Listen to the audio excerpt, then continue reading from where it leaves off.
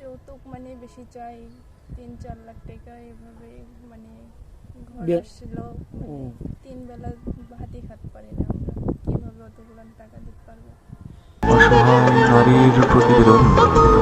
আসসালামু সুপ্রিয় দর্শক, আপনাদের ভালোবাসা আসলাম এক অসহায় মেয়ের কাছে। আমরা শুনবো তার জীবন কাহিনী। আসসালামু আলাইকুম। ওয়ালাইকুম আসসালাম। হ্যাঁ আপু, তোমার নামটা জানো কি? রিনি। রিনি। তা তোমার ফ্যামিলি থেকে কে আছে আরেকবার বলো প্লিজ।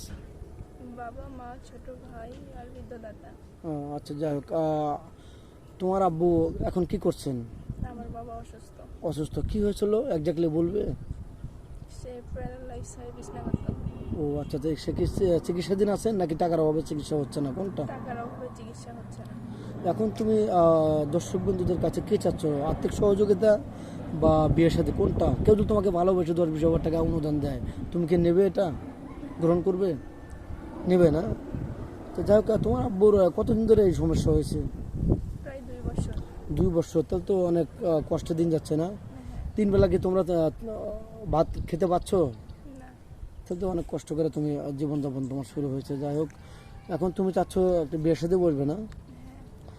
তোমার কি জীবনে এরকম ঘটনা হয়েছে, তোমার বাড়িতে দেখতে আসছিল, বিয়ে হবে হবে করে ভেঙে গেছে, এরকম হয়েছে?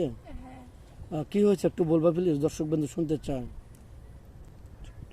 যৌতুক মানে বেশি চাই, 3-4 লাখ টাকা এভাবে মানে ঘর বিয়ে- আসছিল, মানে ও।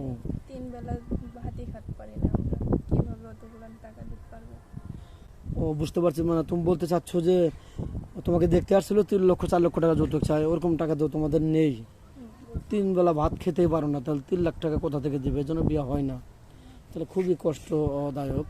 যাই হোক, এরকমটা যেন কারো জীবনে না ঘটে, এটা দোয়া করি। গরিব মানুষ, আর বাংলাদেশের যৌতুকটা নেওয়াই হারাম, কারণ মুসলমানের যৌতুকটা নেনা দেনা ঠিক না। তো যাই হোক, কোনো প্রবাসী ভাই তার ওয়াইফ চলে গেছে, দ্বিতীয় বিয়ে করবে, তোমার কি বিয়েতে সম্মতি আছে, মানে বিয়ে বসবে এরকম? আচ্ছা, তোমার এই বাংলাদেশের 64 জেলা, কোন জেলাটা তোমার বেশি ভালো লাগে?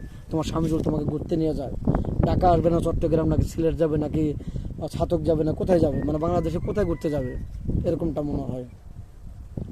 এরকম আশা আছে স্বামী কিনে বাংলাদেশে কোনো জায়গায় ঘুরতে যাবে?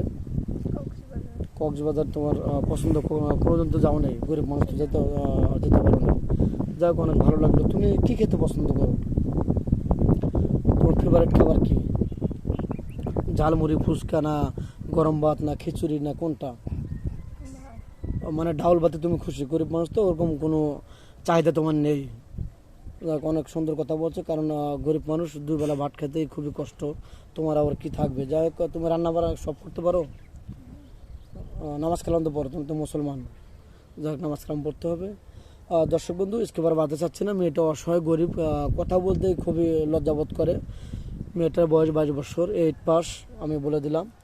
তো মেয়েটা আমাদের পরিচিত, আশা করি ঠকবেন না, মেয়েটা অনেক ভালো। তো ভিডিওটা শেষ করতে চাচ্ছি। আমাদের নাম্বার দেওয়া থাকবে স্ক্রিনে, কেউ ভিডিও কল দেবেন না, অডিও কল দেবেন। ভিডিও কল দিলে ব্লক করতে বাধ্য হবে। ভালো থাকবেন, সুস্থ থাকবেন, এই কামনা করছি। আল্লাহ হাফেজ।